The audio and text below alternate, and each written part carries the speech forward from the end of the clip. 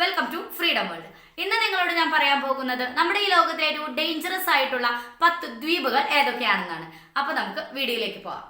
Number 10, Hashima island. ഒരു കാലത്ത് ഭൂമിയിലെ ഏറ്റവും ജനസാന്ദ്രതയുള്ളതും ഗോസ്റ്റ് സിറ്റി എന്നും അറിയപ്പെടുന്ന ഈ ദ്വീപ് നിലനിൽക്കുന്നത് ജപ്പാനിലാണ്. കൽക്കരി ഖനനത്തിന് പേരുകേട്ട ഇവിടം 1974 അടച്ചുപൂട്ടുന്നതിന് മുമ്പ് 1959 5200-ലധികം ആളുകളാണ് ഇവിടെ താമസിച്ചിരുന്നത്. Number 9, Bear Island. 1956 June 10 Willem Barentsz ഇത് കണ്ടുപിടിക്കുമ്പോൾ ഒരു ധ്രുവക്കരടിയെ കണ്ടതിനെ തുടർന്നാണ് ഇതിന് ഈ പേര് വന്നത്. കഠിനമായ ആർട്ടിക് കാലാവസ്ഥയുള്ള ഇവിടെ 178 ചതുരശ്ര കിലോമീറ്റർ പ്രകൃതി സംരക്ഷണ കേന്ദ്രവും പക്ഷി കോളനികളുമാണ് ഉള്ളത്. Number 8, reunion island. ഒരുപാട് പ്രകൃതി ദൃശ്യങ്ങൾക്ക് പേരുകേട്ട ഈ ഐലൻഡ് ഫ്രാൻസിലാണ് സ്ഥിതി ചെയ്യുന്നത്. ഇപ്പോഴും നിലനിൽക്കുന്ന ഒരു അഗ്നിപർവ്വതവും ഇവിടെയുണ്ട്. ഒരുപാട് തടാകങ്ങൾ ഇവിടെയുണ്ടെങ്കിലും സുരക്ഷിതമല്ലാത്ത സമുദ്രപ്രവാഹങ്ങളും സ്രാവുകളുടെ ആക്രമണങ്ങളും ഇവിടെ കൂടുതലാണ്. Number 7, Farallon Islands. കാലിഫോർണിയയിൽ സ്ഥിതി ചെയ്യുന്ന പാറക്കെട്ടുകളുടെ സങ്കേതങ്ങളായ ഒരു ദ്വീപ സമൂഹമാണ് ഇത്. വന്യജീവികളുടെ ഉയർന്ന ആക്രമണം കാരണം ഇവിടെ പൊതുജനങ്ങളെ കർശനമായി നിരോധിച്ചിരിക്കുന്നു. Number 6, Bikini Atoll. മാർഷൽ ദ്വീപുകളിലെ ഒരു പവിഴ പുറ്റാണ് ബിക്കിനി അറ്റോൾ.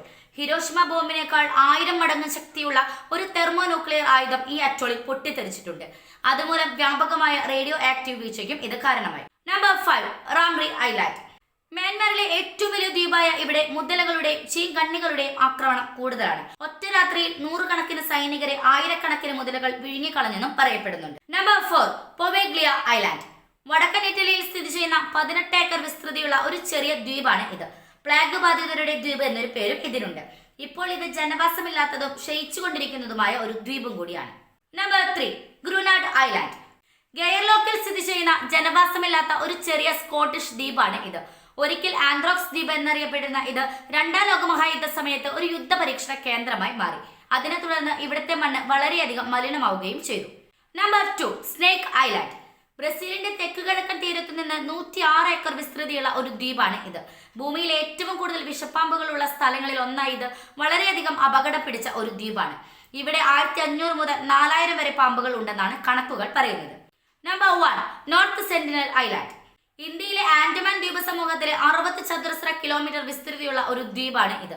ലോകത്തിലെ തന്നെ സമ്പർക്കമില്ലാത്ത അവസാന ഗോത്രങ്ങൾ ഇവിടെ വസിക്കുന്നു. വളരെ അപകടകാരികളായ ഇവരുടെ ദ്വീപിലേക്കുള്ള പ്രവേശനം ജീവന് തന്നെ ഭീഷണിയാണ്. ഈ വീഡിയോ നിങ്ങൾക്ക് ഇഷ്ടമായ ലൈക്ക് ചെയ്യുക. അതുപോലെ നിങ്ങളുടെ അഭിപ്രായങ്ങളും നിർദ്ദേശങ്ങളും കമന്റ് ബോക്സിൽ ടൈപ്പ് ചെയ്യുക. Thanks for watching.